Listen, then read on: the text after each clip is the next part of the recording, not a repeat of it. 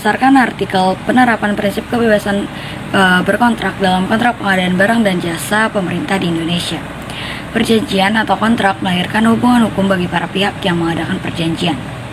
Kebebasan berkontrak merupakan salah satu asas penting dalam hukum perjanjian.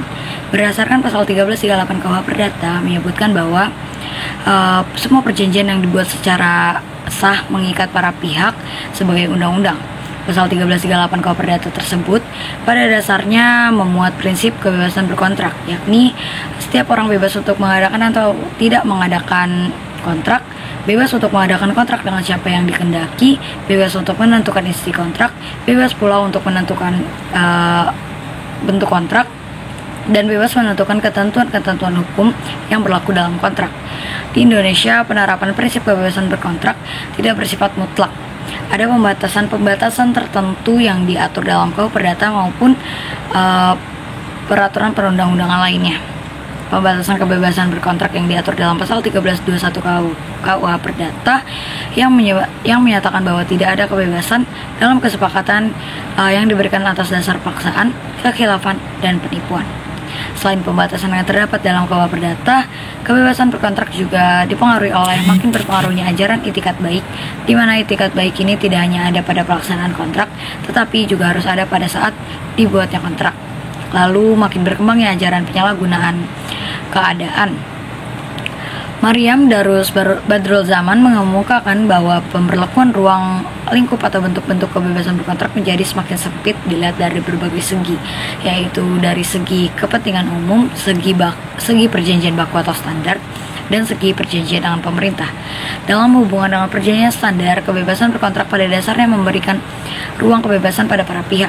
Akan tetapi mengenai isi dan bentuknya biasanya sudah ditetapkan secara sepihak. Hal ini dikarenakan kebebasan para pihak dalam perjanjian standar tidak seimbang. Salah satu pihak berada pada posisi tawar yang kuat sebagai pihak yang menentukan, sementara pihak yang lain berada pada posisi tawar yang lemah, yaitu sebagai pihak penerima.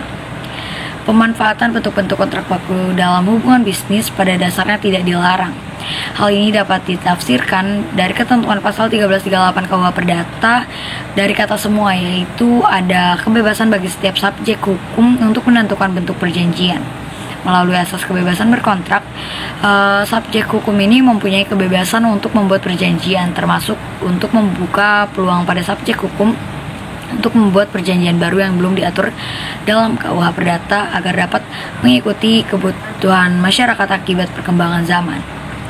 Berdasarkan pemahaman dari makna kebebasan berkontrak dalam kaitan dengan kontrak pengadaan barang dan jasa yang dibentuk berdasarkan SDP, tentunya kontrak pengadaan barang dan jasa tersebut bertentangan dengan asas kebebasan berkontrak.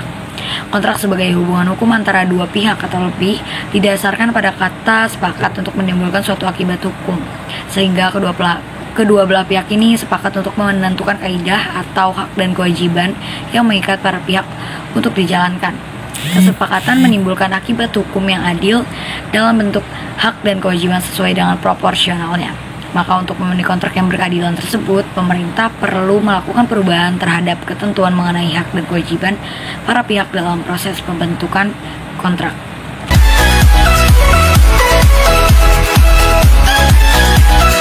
Berdasarkan artikel prinsip itikat baik dalam perjanjian kerja outsourcing karya Yuli Adha Hamzah, pengaturan itikat baik di Indonesia ditemukan dalam pasal 1338 ayat 3 KUH Perdata. Pasal ini menentukan bahwa perjanjian dilaksanakan dengan itikat baik. Itikat baik dalam hukum kontrak Romawi mengacu kepada 3 bentuk perilaku para pihak dalam kontrak. Yang pertama, para pihak harus memegang teguh janji atau perkataannya. Yang kedua, para pihak tidak boleh mengambil keuntungan dengan tindakan yang menyesatkan terhadap salah satu pihak. Yang ketiga, para pihak mematuhi kewajibannya dan berperilaku sebagai orang terhormat dan jujur, walaupun kewajiban tersebut tidak secara tegas diperjanjikan. Itikat baik tersebut tidak hanya mengacu kepada itikat para pihak, tetapi harus pula mengacu kepada nilai-nilai yang berkembang dalam masyarakat. Sebab itikat baik merupakan bagian dari masyarakat. Dalam hukum kontrak, kewajiban itikat baik menjadi suatu norma moral universal yang secara individual ditentukan oleh kejujuran dan kewajiban seseorang kepada Tuhan. Setiap individu harus memegang teguh atau harus mematuhi janjinya.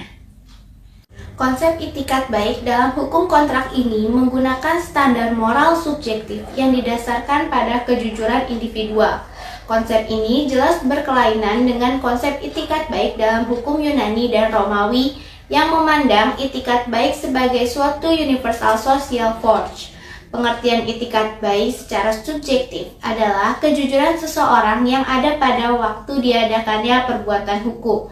Sedangkan itikat baik secara objektif adalah pelaksanaan suatu perjanjian itu harus didasarkan pada norma kepatuhan atau apa yang dirasa sesuai dengan kepatuhan dalam masyarakat. Tujuan strategis dari suatu outsourcing yaitu bahwa outsourcing digunakan oleh perusahaan untuk meningkatkan kemampuan keunggulan kompetitif perusahaan agar dapat mempertahankan hidup dan berkembang. Kompetensi antara perusahaan umumnya menyangkut 3 hal, yaitu produk, mutu produk, dan layanan. Hal ini yang menjadi maksud dan harapan utama dari suatu perusahaan dalam melakukan outsourcing. Kesimpulan dari artikel ini, pengaturan kegiatan outsourcing tidak sesuai dengan prinsip itikat baik karena tidak sesuai dengan nilai-nilai falsafah bangsa Indonesia itu sendiri, sehingga tidak menciptakan pola keadilan menuju keserasian yang harmonis antara pekerja dan pengusaha.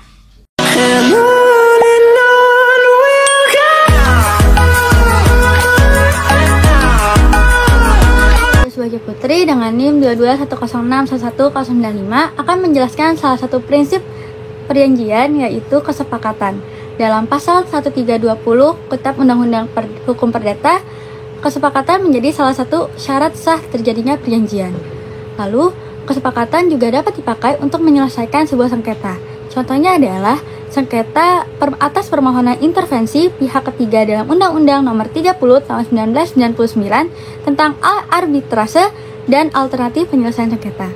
Ketentuan pasal 30 Undang-Undang Nomor 30 Tahun 1999 ini dimuat ketentuan bahwa pihak ketiga dalam perjanjian arbitrase dapat turut serta dan melibatkan diri dalam proses penyelesaian sengketa melalui arbitrase apabila terdapat unsur kepentingan yang terkait dan keturutsertaannya disepakati oleh para pihak yang bersengketa, serta disetujui oleh arbiter atau majelis arbitrase yang memeriksa sengketa yang bersangkutan. Unsur kesepakatan para pihak yang bersengketa sebagai unsur bagi pihak ketiga dan untuk masuk dalam menyelesaikan sengketa di arbitrase merupakan perjanjian yang selayaknya juga tunduk pada prinsip-prinsip hukum perjanjian, bahwa kesepakatan yang dibuat oleh para pihak yang bersengketa tersebut merupakan salah satu kesepakatan yang mengikat kepada pihak ketiga yang berkepentingan. Dengan demikian, unsur kesepakatan para pihak yang bersengketa dalam intervensi pihak ketiga di arbitrase merupakan unsur yang dapat merugikan pihak ketiga. Hal tersebut dapat terjadi jika para pihak yang bersengketa di arbitrase melakukan persengkongkolan atau kolusi yang dapat merugikan pihak ketiga.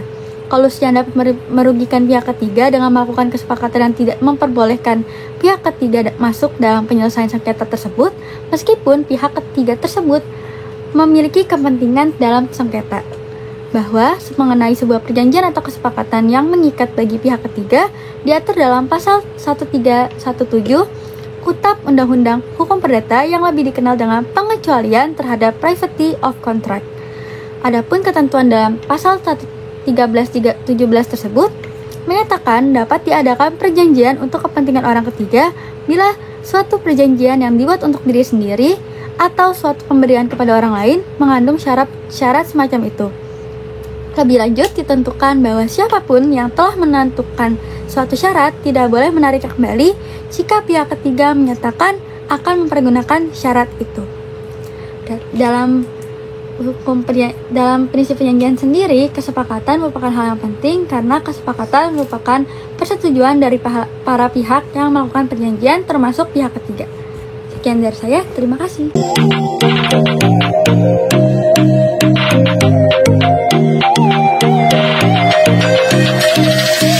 Penerapan prinsip proporsionalitas dalam perjanjian waralaba. Asas proporsionalitas dalam sebuah perjanjian bertujuan untuk memberikan keadilan bagi para pihak yang mengadakan perjanjian tersebut. ada beberapa manfaat prinsip proporsionalitas perjanjian bagi para pihak dalam perjanjian, yaitu yang pertama keadilan. Prinsip proporsionalitas memastikan bahwa hak dan kewajiban yang diberikan kepada masing-masing pihak dalam perjanjian adalah seimbang dan adil. Lalu yang kedua adalah perlindungan. Prinsip proporsionalitas juga memberikan perlindungan bagi para pihak dalam perjanjian, karena perjanjian yang dibuat akan memperlihatkan prestasi-prestasi yang harus dilakukan oleh masing-masing pihak secara jelas dan pasti. Lalu yang ketiga ada kepastian hukum. Perjanjian yang dibuat dengan prinsip proporsionalitas akan memberikan kepastian hukum bagi para pihak, karena hak dan kewajiban yang timbul bagi kedua belah pihak sudah jelas dan pasti secara tertulis. Yang keempat ada kesetaraan kedudukan, yaitu prinsip proporsionalitas memastikan terjadinya kesetaraan kedudukan antara hak dan kewajiban para pihak dalam sebuah perjanjian dengan syarat dan kondisi yang sama, serta tidak ada pihak yang mendominasi atau melakukan tekanan kepada pihak lainnya. Lalu yang terakhir yaitu mencegahnya wan prestasi. Perjanjian yang dibuat dengan prinsip proporsionalitas mempunyai kekuatan hukum untuk menyatakan seseorang melakukan wan prestasi, sehingga dapat mencegah terjadinya wan prestasi pada saat pelaksanaan perjanjian. Dengan menerapkan prinsip proporsionalitas dalam perjanjian, maka posisi para pihak yang mengandaikan pembagian hak dan kewajiban diwujudkan dalam seluruh proses hubungan kontraktual, baik pada fase pra-perjanjian, pembentukan perjanjian maupun pelaksanaan perjanjian yang mana sangat berorientasi pada keadilan dan kesetaraan kedudukan para pihak. Berdasarkan pasal 1 Peraturan Menteri Perdagangan Republik Indonesia Nomor 31/M/DR/8/2008 tentang penyelenggaraan waralaba, bahwa yang dimaksud memberi waralaba yaitu franchisor, orang perseorangan atau badan usaha yang memberikan hak untuk memanfaatkan atau menggunakan waralaba yang dimilikinya kepada penerima waralaba. Sedangkan penerima waralaba yaitu franchise, orang perseorangan atau badan usaha yang diberikan hak oleh pemberi waralaba untuk memanfaatkan atau menggunakan waralaba yang dimiliki pemberi waralaba. Franchisor harus berusaha menjelaskan terlebih dahulu, menawarkan kepada franchise prospektus penawaran waralaba, memberikan pemahaman mengenai prestasi kontrak prestasi yang timbul dari akan diadakannya perjanjian waralaba tersebut. Perjanjian waralaba merupakan suatu perjanjian timbal balik antara hak dan kewajiban franchisor. Dengan adanya asas proporsionalitas ini diharapkan dapat mewujudkan suatu perjanjian yang berkeadilan serta kesetaraan dalam hubungan kontraktual. Pertemuan kepentingan para pihak yang membentuk suatu kesepakatan diharapkan juga dapat memberikan kondisi yang kondusif dan fair. Perdata memberikan batasan pada praktek penerapan asas tersebut dengan menegaskan sebab perjanjian itu harus halal, artinya tidak dilarang undang-undang, tidak bertentangan dengan kesusilaan yang baik atau ketertiban umum. Beberapa kriteria dapat dijadikan dasar untuk menemukan apabila suatu kontrak mengandung asas keberimbangan atau proporsional atau tidak, yaitu yang pertama, kontrak yang bersubstansi. Asas proporsionalitas adalah kontrak yang memberikan pengakuan terhadap hak, peluang, dan kesempatan yang sama kepada para kontraktan untuk menentukan pertukaran yang adil bagi mereka. Kesamaan bukan dalam arti kesamaan hasil, melainkan pada posisi para pihak yang menggadaikan kesetaraan kedudukan dan hak equitability. Berlandaskan pada kesamaan dan kesetaraan hak tersebut, maka kontrak yang bersubstansi asas proporsional adalah kontrak yang dilandasi oleh kebebasan para kontrak untuk menentukan substansi apa yang adil dan apa yang tidak adil bagi mereka. Lalu yang tiga ada kontrak bersubstansi. Asas proporsional adalah kontrak yang mampu menjamin pelaksanaan hak dan sekaligus mendistribusikan kewajiban secara proporsional bagi para pihak. Dengan merujuk pada asas ekuitas stasionis, yaitu asas yang menghendaki jaminan keseimbangan, dan ajaran Justum Pretium, yaitu kepantasan menurut hukum. Sebaliknya, para pihak ketika masuk ke dalam kontrak berada dalam keadaan yang tidak sama. Dalam situasi semacam inilah asas proporsionalitas bermakna equitability.